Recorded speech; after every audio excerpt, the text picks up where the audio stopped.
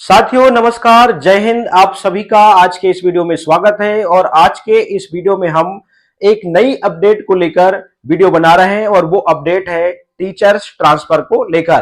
तो सम्मानित साथियों, आज के इस वीडियो में हम जो आपके ट्रांसफर होने हैं ऑनलाइन, वो आपके स्वैच्छिक और पारस्परिक दो प्रकार के ट्रांसफर जो हैं वो होने हैं।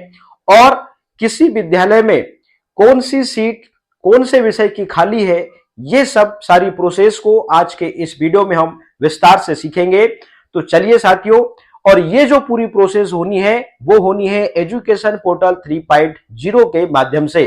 साथियों, आपको गूगल में जाना है, सर्च बार में, और यहां पे आपको लिखना है एजुकेशन पोर्टल 3.0। जैसे ही आप यहां पे एजुकेशन पोर्टल 3.0 को सर्च करते हैं, पहली वेबसाइट को आप क्लिक करेंगे। क्लिक करने के बाद यहां पर लॉगिन करना होगा। और यदि आप पर्सनल ट्रांसफर वाला काम कर रहे हैं, आप आवेदन कर रहे हैं, तो आपको यहां से अपनी यूनिक आईडी और पासवर्ड डालना होगा। साथियों, कैप्चर कोड डालेंगे। कैप्चर कोड डालने के बाद आप नीचे लॉगिन वाले पेज पर आप क्लिक कर देंगे इस प्रकार से। फाइनली जो है एजुकेशन पोर्टल 3.0 यहां पर लॉगिन हो जाता है। और यहां पे देखिएगा, होम के बाद दूसरे नंबर पर ट्रांसफर मैनेजमेंट पे हम क्लिक करते हैं। ट्रांसफर मैनेजमेंट पे जैसे ही हमने क्लिक किया तो ये रहा स्वैच्छिक स्थानांतरण आवेदन हेतु दिशा निर्देश। और स्वैच्छिक स्थानांतरण के लिए क्या दिशा निर्देश है उसको हम थोड़ा सा पढ़ लेते हैं। आवेदकों से अनुरोध है कि वह विभाग द्वारा जारी स्थानांतरण नीति के प्रावधानों के अनुसार ही ऑनलाइन आवेदन पत्र दर्ज करें एवं समस्त जानकारी सावधानी पूर्वक और सही भरे। आपको जो स्वैच्छिक स्थानांतरण का यदि आवेदन करना है तो आपको ऑनलाइन करना पड़ेगा और आपको जानकारी बिल्कुल सही भरनी होगी। आवेदन पत्र भरने के बाद ड्रॉप आवेदन और घोषणा पत्र, किसके लिए? स्वैच्छिक स्थानांतरण के लिए। जैसे ही आप फॉर्म भरेंगे उसके बाद में ड्रॉप आवेदन को आप और घोषणा पत्र को आपको प्रिंट करना होगा, उसमें हस्ताक्षर करना होगा, उसकी 500 KB की PDF बनाना होगा और उसको अपलोड करना होगा। उसके बाद ही आवेदन पूर्ण होगा। पूर्ण आवेदन ही स्वीकार किया जाएगा, अन्यथा आवेदन स्वतः रद्द हो जाएगा। तो ये सब चीजें हम आपकी हेल्प करने वाले हैं, इतना टेंशन लेने की जरूरत नहीं है। आवेदन पत्र में गलत जानकारी प्राप्त होने पर आवेदन को निरस्त कर दिया जाएगा। थोड़ा सा हमको धैर्य रख के और धीरज रख के और बड़े आहिस्ता से हमको आवेदन करना है। अब देखिएगा, आवेदन पत्र को भरने के पूर्व समस्त दस्तावेज साथ में लेकर बैठे ताकि असुविधा से आप क्या होगे, बचा जा सके। आगे, स्थानांतरण नीति के प्रावधानों के अनुसार स्वैच्छिक स्थानांतरण होने के आगामी 3 शैक्षणिक सत्र तक स्वैच्छिक आवेदन करने के लिए पात्र नहीं होगा। यदि आपने इस सत्र में स्वैच्छिक स्थानांतरण के लिए ऑनलाइन आपने आवेदन किया और हो गया, तो आगामी 3 सत्र तक, शैक्षणिक सत्र तक आप आवेदन नहीं कर पाएंगे। आवेदन पत्र में गलत जानकारी प्राप्त होने पर आवेदन को निरस्त कर दिया जाएगा। फिर है, निर्धारित तिथि उपरांत आवेदन पर विचार नहीं किया जाएगा। साथियों, ये रहा आपका स्वैच्छिक स्थानांतरण वाला। अगला है पारस्परिक, मतलब आपसी म्यूचुअल वाला। तो पारस्परिक स्थानांतरण हेतु दोनों लोक सेवक के समान पद और समान विषय होना आवश्यक है। पद भी समान और विषय भी समान होना आवश्यक है। किसी भी आवेदक की संस्था में अतिशेष की स्थिति है तो पारस्परिक आवेदन स्वतः रद्द हो जाएगा।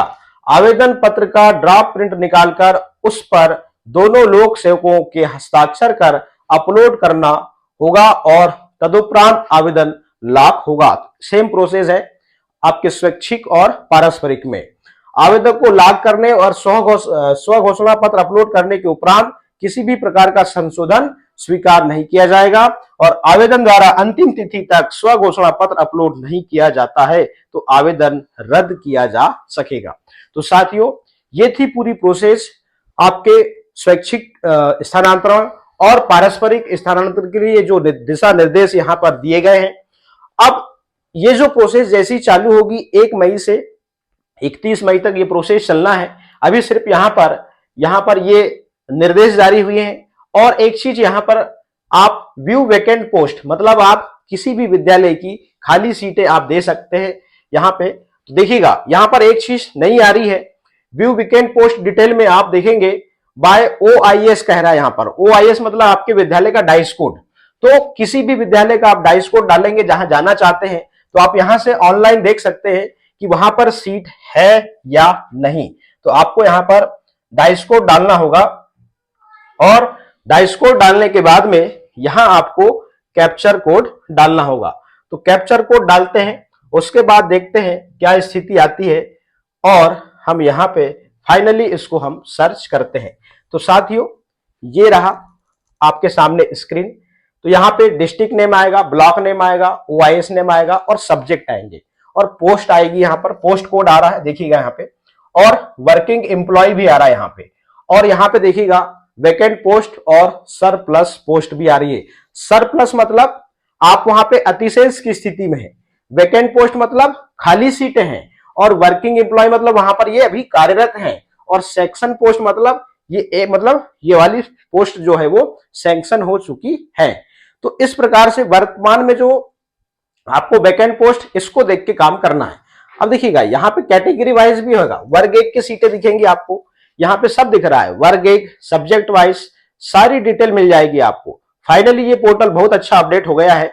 और देखिएगा वर्ग 3 की आपको सीटें यहाँ पर जो है नहीं दिखा रही हैं, ये देखिएगा यहाँ पे, ये सरप्लस में एक आ रहा है यहाँ पे, देखिएगा ये यहाँ पे इस विद्यालय में। तो इस माध्यम से हम किसी भी विद्यालय का डाइस कोड डालेंगे, उसकी डिटेल सर्च करेंगे, तो फाइनली हमें यह पता लग जाएगा कि वहां पे सीट है या नहीं है। तो साथियों, आज के इस वीडियो में हमने किसी भी विद्यालय की जो सीटें खाली हैं वो डाइस कोड के माध्यम से देखना सीखा, और हमने यहां पर जो दिशा निर्देश जारी हुए हैं उनको बड़े विस्तार से समझा है। आगामी जो तिथि है, जब से जिस दिन से ऑनलाइन आवेदन होगा, उसमें जो भी समस्याएं आएंगी उसकी जो वीडियो है वो हम आप तक जरूर पहुंचाएंगे। आज के इस वीडियो में इतना ही। बहुत बहुत धन्यवाद।